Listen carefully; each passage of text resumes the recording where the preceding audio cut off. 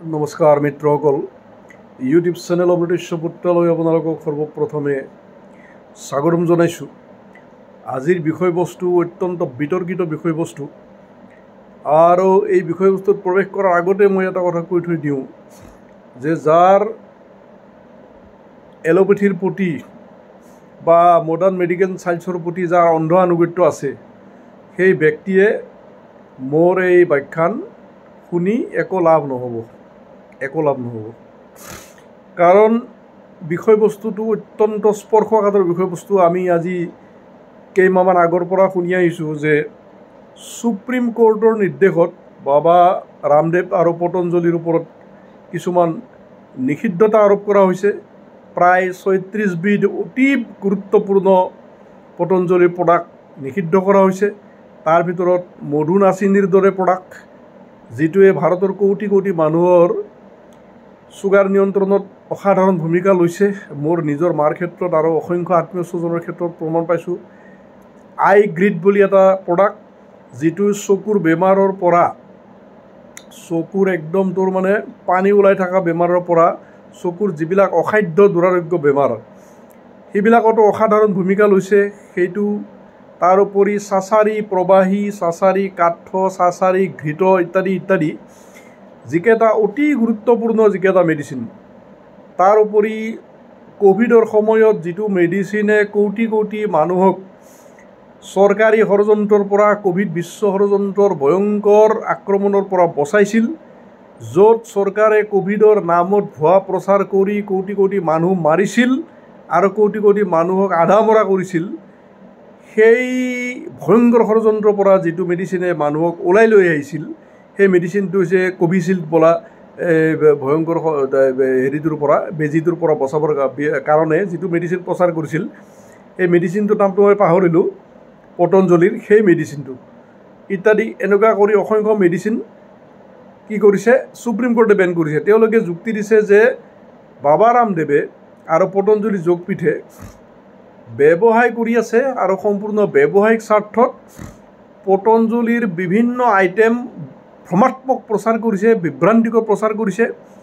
যেনে ক'ভিডৰ নামত যিটো ঔষধ, সেই ঔষধটো বিভ্ৰান্তিকৰ প্ৰচাৰ, আৰু অন্যান্য মধু নাচিনী আদি, প্ৰেছাৰ আদি, মধু ঘৃত আদিৰ যিমানবিলাক ঔষধ আছে চববিলাক ভ্ৰমাত্মক প্ৰচাৰ।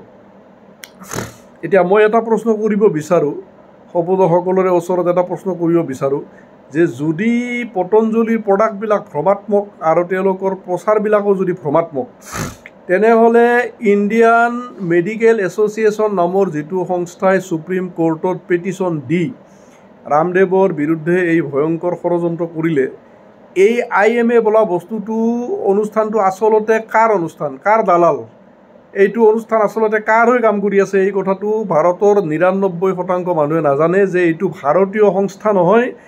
ৰাজীৱ দীক্ষিতজীৰ স্বদেশী বিচাৰ ক্ৰান্তিৰ জ্বলন্ত ব্যাখ্যানবিলাক শুনা ব্যক্তি অসমত অত্যন্ত বিৰল, কাৰণে অসমৰ মানুহবিলাকে চগা যা যোৱাৰ দৰে চৰকাৰী অপপ্ৰচাৰত যা যাই আছে। পৰম দুৰ্ভাগ্য যে এই অনুষ্ঠানটো ব্ৰিটিছে প্ৰতিষ্ঠা কৰি থৈ যোৱা এটা সংস্থা, যিটোৰ লক্ষ্য হৈছে ভাৰতীয় আয়ুৰ্বেদক সমূলঞ্চে ধ্বংস কৰা, যিটো অনুষ্ঠানৰ লক্ষ্য হৈছে ভাৰতীয় প্ৰাকৃতিক চিকিৎসাক সমূলঞ্চে ধ্বংস কৰা, যিটো অনুষ্ঠানৰ একমাত্ৰ লক্ষ্য হৈছে ভাৰতীয় দেশী গো বংশৰ বিজ্ঞান আৰু পঞ্চগব্যৰ মহিমা সমূলঞ্চে ধ্বংস কৰা, পঞ্চগব্য চিকিৎসা সমূলঞ্চে ধ্বংস কৰা, আৰু আমাৰ স্বদেশী চিকিৎসাৰ যিমান অংগ আছে, সকলো অংগ, স্বদেশী চিকিৎসাৰ যিমান শাখা আছে, সকলো শাখা শিপাৰ পৰা উচ্ছেদ কৰাটোৱে এই ইণ্ডিয়ান মেডিকেল এছ'চিয়েশ্যনৰ দৰে বিদেশী সংস্থাটোৰ একমাত্ৰ লক্ষ্য। আজি প্ৰায় ১০০ বছৰ ধৰি এই সংস্থাটোৱে এই কামেই কৰি আছে। কিমান চনত এই সংস্থাটোৰ প্ৰতিষ্ঠা হৈছে মই নাজানো, কিন্তু ৰাজীৱ দীক্ষিতজীৰ প্ৰবচনবিলাক চালে এই সংস্থাটোৰ আচল লক্ষ্যবিলাক আপোনালোকে গম পাব।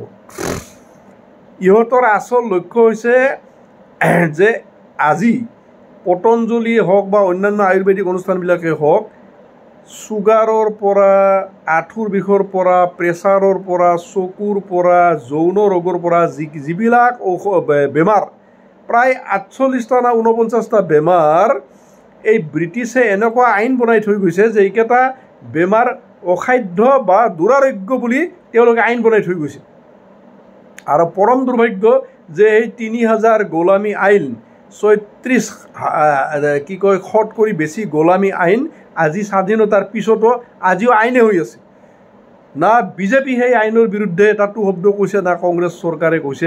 সমগ্ৰ বিজেপি কংগ্ৰেছ সকলো চৰকাৰৰ একে চৰিত্ৰ, সকলোৱে যেনেকুৱা কৰি গো হত্যাত পূৰ্ণ পাপৰ অংশীদাৰ, ঠিক তেনেকৈ স্বদেশী চিকিৎসাক ধ্বংস কৰা, আয়ুৰ্বেদিক ধ্বংস কৰা, প্ৰাকৃতিক চিকিৎসাক ধ্বংস কৰা, দেশী গো বংশ আৰু পঞ্চগব্য চিকিৎসা ধ্বংস কৰি সম্পূৰ্ণৰূপে এলোপেথিৰ বিশ্ব ষড়যন্ত্ৰক ভাৰতত মানে চক্ৰ বেহুৰ দৰে চাৰিওফালে ব্যপ্ত হৈ যোৱাত প্ৰতিটো দল সমান অংশীদাৰ, সমান পাপী, প্ৰতিটো দলে সমান পাপী। কাৰণ সেই সময়ত যিখন আইন বনাই থৈ দিছিল সেই আইন মতে কেতিয়াও চুগাৰৰ চিকিৎসা, মধুমেহৰ চিকিৎসা কেতিয়াও হ'ব নোৱাৰে, ইয়াক দমাই থৈ দিব পাৰি। প্ৰেছাৰৰ চিকিৎসা কেতিয়াও হ'ব নোৱাৰে, দমাই থৈ দিব পাৰি। চকু ৰোগৰ চিকিৎসা কেতিয়াও হ'ব নোৱাৰে, দমাই থৈ দিব পাৰি। পুৰুষত্বহীনতাৰ চিকিৎসা, শীঘ্ৰপতনৰ চিকিৎসা, ডিম্বাণু অভিযুক্ত নোহোৱা চিকিৎসা, আঁঠুৰ বিষৰ চিকিৎসা, থাইৰয়ডৰ চিকিৎসা, এনেকুৱা কৰি প্ৰায় 48টামান বেমাৰ হ'ব নোৱাৰে চিকিৎসা কেতিয়াও। এইবিলাক কি কৰিব পাৰি? মাত্ৰ ৰখাই থৈ দিব পাৰি। কিন্তু ভাৰতীয় আয়ুৰ্বেদে সহস্ৰ লক্ষ কোটি যুগৰ পৰাই হনুমানে যি সময়ত 5টা ঔষধ লৈ আহিছিল সেই যুগৰ পৰাই ঘোষণা কৰি আহিছে যে চুগাৰৰ চিকিৎসা অতি সহজে হ'ব পাৰে, চকু ৰোগৰ চিকিৎসা অতি সহজে হ'ব পাৰে, পুৰুষত্বহীনতাৰ চিকিৎসা, ডিম্বাণু অভিযুক্ত নোহোৱা চিকিৎসা, থাইৰয়ডৰ চিকিৎসা, গলৰ যিকোনো বেমাৰৰ চিকিৎসা, সৰ্বৰোগৰ চিকিৎসা অতি অনায়াসে হ'ব পাৰে। বনৌষধিৰ মাজত এনেকুৱা অনন্ত শক্তি লুকাই আছে, প্ৰাকৃতিক জীৱনশৈলীৰ মাজত, আহাৰ সংশোধনৰ মাজত, সংযম, ব্ৰহ্মচৰ্য, বীৰ্য ধাৰণ, জিতেন্দ্ৰিয়ত্বৰ অনুশীলনৰ মাজত আৰু শুদ্ধ সাত্বিক আহাৰৰ মাজত, প্ৰণালী মতে প্ৰসাদ গ্ৰহণৰ মাজত, যোগ প্ৰাণায়ামৰ মাজত এনেকুৱা অনন্ত শক্তি লুকাই আছে যে যাক অসাধ্য বুলি ঢোল কোবাই আছে আজি 100 বছৰে ইণ্ডিয়ান আয়ুৰ্বেদে, ইণ্ডিয়ান কি কয় এলোপেথে বা মডাৰ্ণ এলোপেথিক চায়েন্সে সেই প্ৰতিটো বেমাৰৰে চিকিৎসা যে হ'ব পাৰে আৰু একেবাৰে নিশ্চিত ৰূপে হ'ব পাৰে, পতঞ্জলীত বিজ্ঞানসন্মতভাৱে প্ৰমাণ কৰি দিছে। লক্ষ লক্ষ চুগাৰ বেমাৰীক আৰোগ্য কৰিছে ৰামদেৱে, লক্ষ লক্ষ প্ৰেছাৰ বেমাৰীক, লক্ষ লক্ষ চকুৰ বেমাৰীক, লক্ষ লক্ষ পুৰুষত্বহীন বেমাৰীক, লক্ষ লক্ষ বন্ধ্যা ৰোগীক, লক্ষ লক্ষ থাইৰয়ড ৰোগীক সম্পূৰ্ণৰূপে আৰোগ্য কৰি দেখাইছে, আংশিকভাৱে নহয়। মই নিজৰ জীৱনৰ ক্ষেত্ৰত প্ৰমাণ পাইছোঁ, মোৰ আত্মীয় স্বজনৰ ক্ষেত্ৰত প্ৰমাণ পাইছোঁ মধুনাচিনী বোলা বস্তুটো কিমান শক্তিশালী।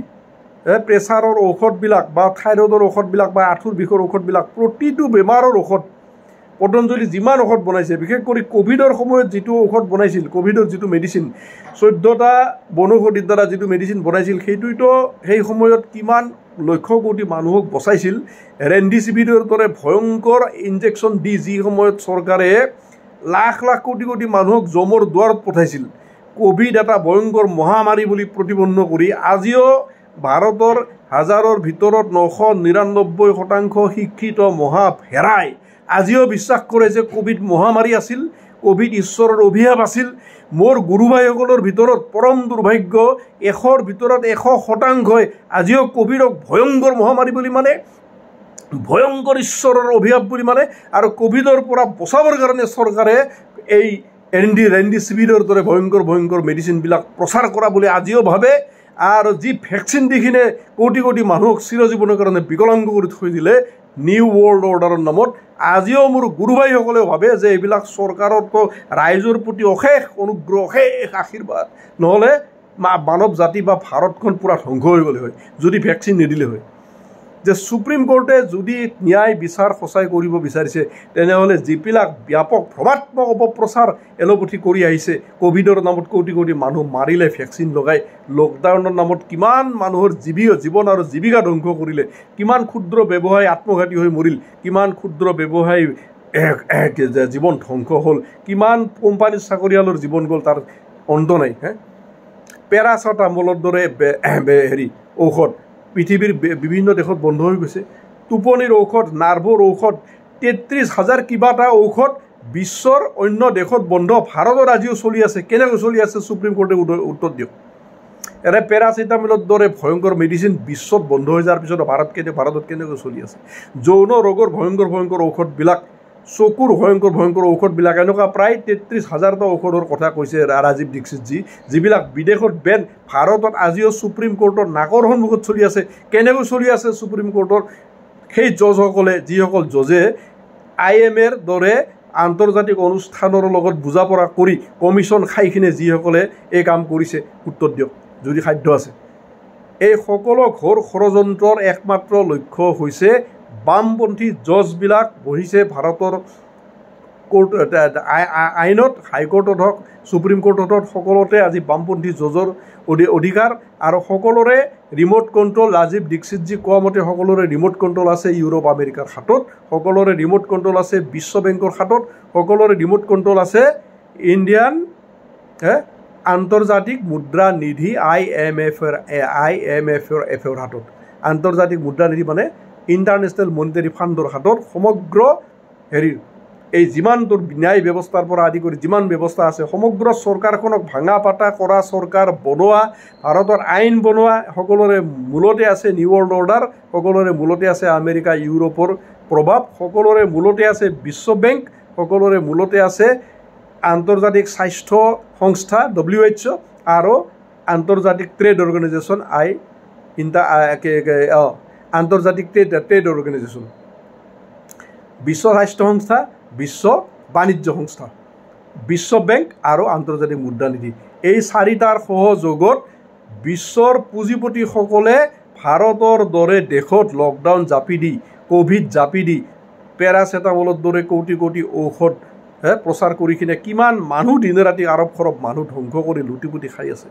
হৰলিক্স এটা সম্পূৰ্ণ ফাল্টু প্ৰডাক্ট, কোটি কোটি মানুহে ডেইলি হৰলিক্স খাই আছে। সুপ্ৰিম কোৰ্টৰ নাকৰ আগত কোটি কোটি মানুহে বনভিটা খাই আছে, যাৰ একো প্ৰাণ মূল্য নাই, ঔষধীয় ভেলু নাই। বনভিটাৰ দৰে, মাল্টোভাৰ দৰে, হৰলিক্সৰ দৰে এনেকুৱা 100 কোটি প্ৰডাক্ট সুপ্ৰিম কোৰ্টৰ নাকৰ আগত চলি আছে।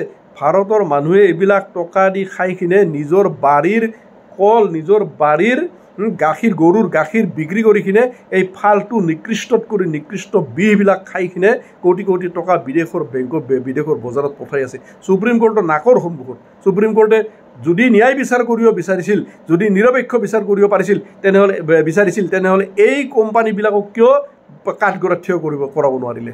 এই 36,000 যি ঔষধ বিদেশৰ বা বাহিৰত বিদেশত বন্ধ হৈ গৈছে, সেই ঔষধ কোম্পানীবিলাকক কিয় নোৱাৰিলে? ক'ভিড বিশ্ব ষড়যন্ত্ৰৰ লগত জড়িত প্ৰতিজন মিনিষ্টাৰ, প্ৰতিজন পুঁজিপতি, প্ৰতিজন ঔষধ বনোৱা প্ৰতিটো প্ৰতিষ্ঠানক কিয় কাঠগড়াত থিয় কৰাব নোৱাৰিলে?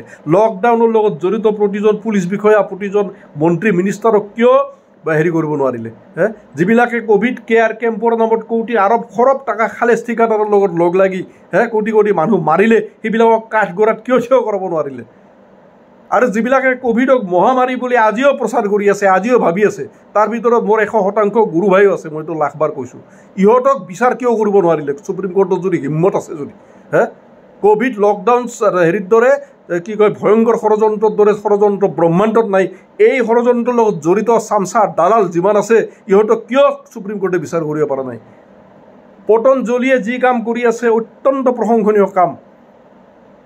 পৰম দুৰ্ভাগ্য যে এই কামৰ আচল সত্যক ভাৰতৰ মানুহে আজিও উপলব্ধি কৰিব পৰা নাই। আজিও ৰামদেৱজী সকলোৰে স্বাৰ্থত, স্বদেশী বিচাৰ ক্ৰান্তিৰ স্বাৰ্থত যে কাম কৰি আছে, ভাৰতীয় আয়ুৰ্বেদ, ভাৰতীয় প্ৰাকৃতিক চিকিৎসা স্বাৰ্থত, পঞ্চগব্যৰ স্বাৰ্থত যে কাম কৰি আছে, ভাৰত শিক্ষিত চামটোৱে আজিলৈ উপলব্ধি কৰিব পৰা নাই।